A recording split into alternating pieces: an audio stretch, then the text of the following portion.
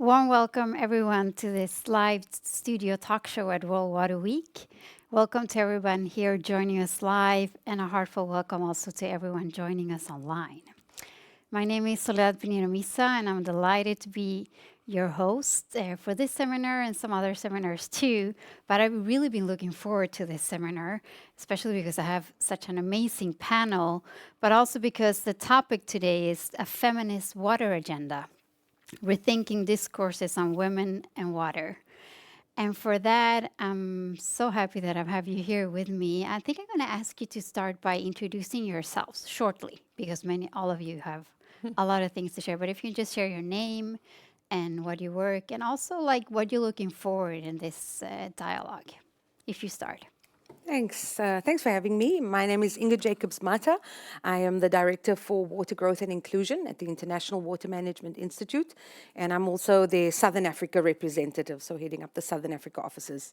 I think for me, this session, it's really close to my heart because we're in the sort of the steps of developing agenda and social inclusion strategy for the organization. So also hearing from other organizations and stakeholders about that is key. Thank you. My name is Sarah Young. I'm a professor of anthropology at Northwestern University. That's in Chicago, just outside of Chicago in the United States. And I've led the creation of the Water Insecurity Experiences Scales, which is a way of quantifying the human voice in the water sector. I'm excited to be here today, well, first of all, to be with all of you, but also because it's time that we think about gender and water in a quantifiable way, and that's what I hope that we can do in this session. Thank you. Hi, my name is Cara Norkia. I'm a senior researcher at the International Water Management Institute with Inga, and I work specifically on gender and social inclusion. And I would just like to take this opportunity to thank all the men and women and individuals who identify differently for sharing their stories and narratives with me over the years. And that has really informed how I think about gender, how I think about what we want to go and do with this strategy and agenda of ours. So I'm looking really forward to sharing ideas and finding out what people are thinking about it. Nice. Thank you so much. I think also just to get everybody on board, because I think it's obvious for you, but what do we actually mean with a feminist water agenda? Inga. Well, I think we mean many different things. I think depending on who you ask, it either sparks some interest or completely deters others. So I think there's very many conceptualizations of the term. But for me personally, I think it's about injecting some new energy into a very old mission, which really at its center recognizes the very important role that women play, often as the primary protector, collector of water in their communities. And so for me, it's about how, we advocate for leadership, women in leadership, in decision making, but then also going a little bit beyond that to say when it doesn't happen, what are the policies, the processes that we have in place to make sure that we can achieve it at the institutional level, at the policy level, even at the community level as well. Thank you. And just seeing that, like, when it doesn't happen, and it's not an easy question for you, Sarah, but how have you also as an I can't even say it, anthropologist. Thank you. I'm like thanking myself that I got it right. How have you seen how is the feminist water agenda evolved? And do you think that is it doing progress? And what are your reflections on how it has evolved lately? Yeah. I just have to say, your idea of bringing big feminist energy to this topic is very exciting to me. Well, it's funny. And for the Sustainable Development Goals, what we talk about is leaving no one behind. Right? That's what we agree with. We should be doing with all of them. But if we're not measuring at the level of the individual, it's hard to know who is and who is not being left behind. The UN water meeting in March was phenomenal for lots of reasons. I mean, a water meeting that large hasn't been held since I was an infant, and I will tell you that was 47 years ago. So, I mean, it's now much more on people's minds. But if we are thinking about water equity in terms of gender equity, in terms of employment in the sector, in terms of goals for the sector, in terms of experiences of individuals, I think it's now more on the forefront, but because we're not measuring at the level of the individual, because we aren't measuring women's and men's experiences, but generally at the level of the household or the country, we don't know in many cases what the gender equity in water security looks like. And that leads me actually directly to the next question too. And then I'm going to ask you some question because I'm so curious, and also I think that the audience would like to know more about the tools that you're working with that you mentioned in the beginning. So it's like, is it possible to measure, and how do we measure? And tell us more about Y-Scale. Yeah, thanks. So 10 years ago, when I was a baby assistant professor, I had a large grant from the National Institutes of Health to study the consequences of food insecurity for women and children in Kenya. And we measure food insecurity in terms of access and use of food. We talk about people's experiences with food insecurity, and that's now a Sustainable Development Goal indicator. That was on my mind, but as an anthropologist, we talked to moms. I talked to moms and children and dads. Turns out water was a big problem where we were at in Kenya. And it wasn't a problem in terms of total physical availability because Lake Victoria was right there. And in many cases, people had water access, improved water access at their house, but either their mother-in-law wasn't letting them use it, or I can think of another example where a landlord wanted this woman to kiss him in order to get this water, such that people were having to go very far away, even when there was water physically available or there was infrastructure. I'm sorry, I'm going to ask you to get to that. Oh, sure. Yeah, because I know that you can, and you're an excellent storyteller. That's why I know that it's like, Anthropologist. I appreciate that. We wanted to quantify people's experiences with problems with water. And the way we did that is to, blood, sweat, and tears later, statistics later, we came up with 12 items that capture in an equivalent way across countries what people's experiences are with water hardships. That's the Water Insecurity Experiences Scale. Wow. And what has it shown? Well, it's shown a few things, including that in some countries, women are more water insecure than men, because we measure it at the level of the individual. It's also shown that in some countries, men are more water insecure than women, which is very surprising. And how would you explain when you're water insecure? Yeah, so... Also like that, for the broader audience. Yeah, so this is when you are having the range of the score, 0 to 36. When you're scoring 12 or higher, we're considering that moderate to severe water insecurity. It means you have problems either with access or use, either for drinking or for cooking food, but also for washing your hands, laundry, just sort of, or psycho-emotional aspects, like you're angry or you're worried about water. Okay, thank you. Karen, what are your comments and additions to what has been said so far? Well, I think it's fantastic that, especially an anthropologist who's all about stories and narratives, right?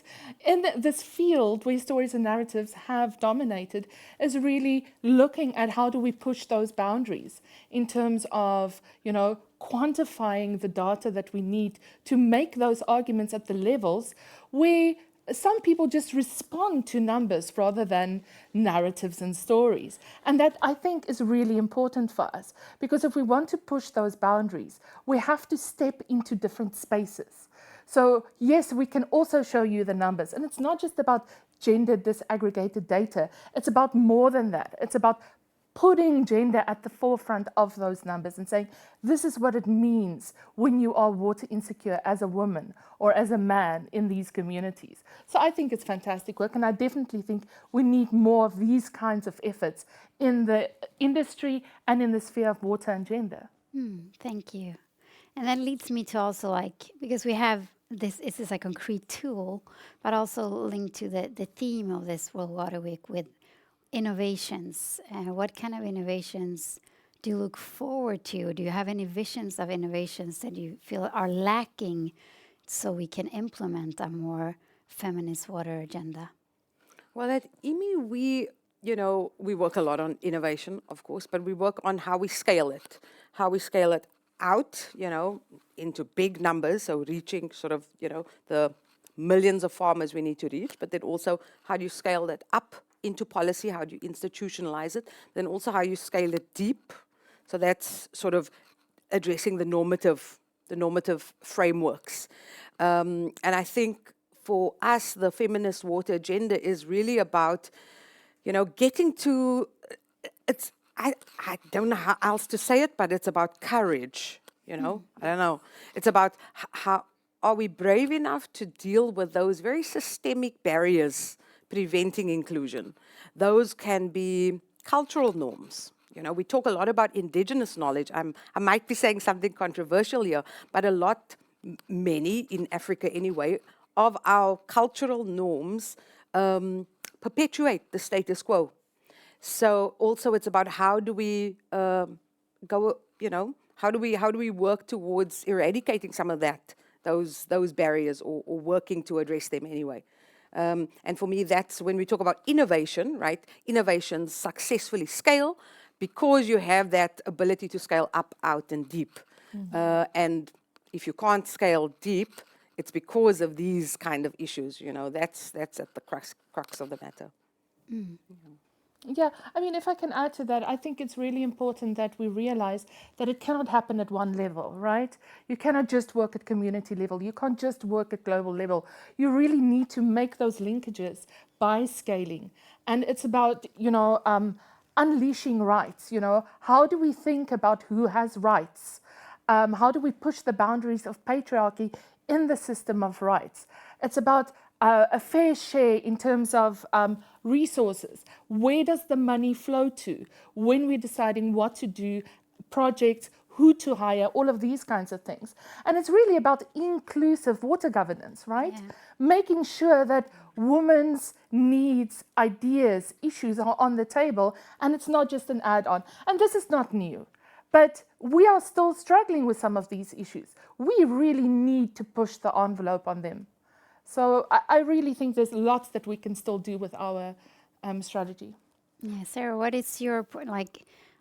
There are solutions and innovation in place, but many of us at least feels like the transformation needed are not going fast enough. What do you see are the biggest barriers?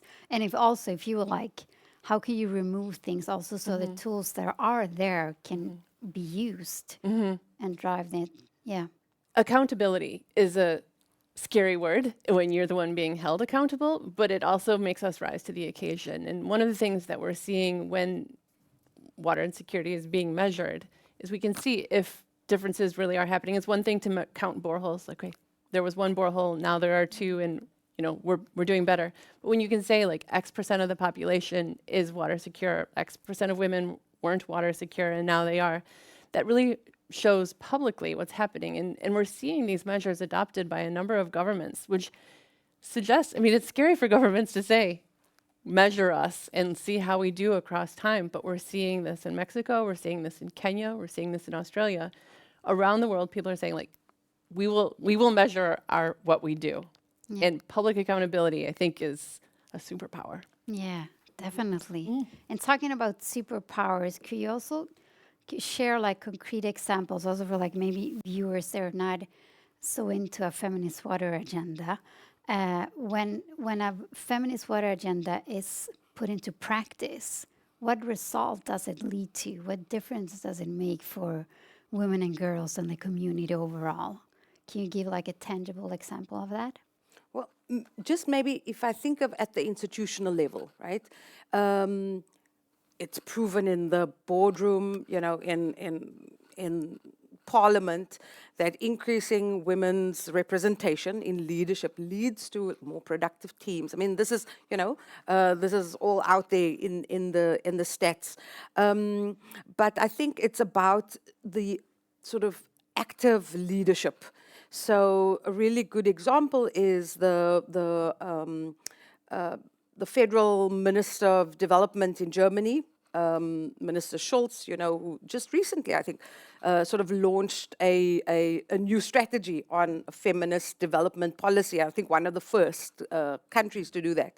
And when I speak to my colleagues, in the ministry, so not at the high level, just in the ministry, and they asked, I was quite interested in how does this translate? And they said, well, I mean, it's just now, it's part of our reporting now, because I think, there's somebody in power that's taking it seriously, and now people have to report in that way. Yeah. So, But also just to get it, like, what is it they report? What kind of transformation does a feminist water agenda lead to on like a ground level? Now, because we're talking very structural, which is super important to get that systemic change across. But if we give examples, like in this project or in this village, on this concrete, we implemented a feminist water agenda. What did it lead to? Yeah, so we are currently working on an initiative called Ukama Ustawi. It's about diversification of agricultural value chains and how do we create livelihoods that is all encompassing, right? And we're leading work on gender and social inclusion, specifically looking at how we can create enabling environments. And that is transformative. So when there's adoption of innovation of technologies, yes, what we see quite often is that, yes, women adopt. Women are very good at being early adopters because they are, they're providers for their families and their communities. But what happens once they've adopted? You cannot leave them alone in communities where patriarchy is still, the way to go, where it's still driving all behavior. We need to create those enabling environments so that there isn't disadoption, so that they can continue confidently, work further, and they don't get the kind of comments where they say, oh, you think you're a man because you want to do well in business. This is not what we want. We want them to be confident. We want them to move forward and to create other enabling environments for other women in the same communities. So that's one of the things that we're doing in Ukama Ustawi, going into our next year specifically. Okay. That's beautiful. And can you also exemplify how you do it? How is that possible to create that kind of systemic and sustainable change? It's not something, but you need to change the whole system. How do you do that? Like through collaborations, or how is it? How do you enable it? Yeah, so one of the things that we're doing is that you cannot start with women. You have to start with a community, right? All of community approach. You have to get all the men and all the women together. You have to get households together. You have to get communities together, and you have to get this buzzword buy-in or uptake from those who are currently in power, those who are currently going to put a stop to it if they are not part of the process. And you work from there. You cascade and you create momentum within communities so that it doesn't stagnate in one spot. It's not just one little program, but that it envelopes the whole community. And so we transform those communities. Okay, thank you. The time is like running up. It runs so quickly when we only have 20 minutes. And I would like you to give you some minutes to wrap up this discussion by exemplifying how you, as both leaders but also anthropologists, and in the work that you do and the things that you're leading, how do you see that what contributions will you do by moving forward a feminist water agenda, and in which way will that create a truly water-wise world? Wow, that's a big question. Yeah. It's a big one. 2 minutes.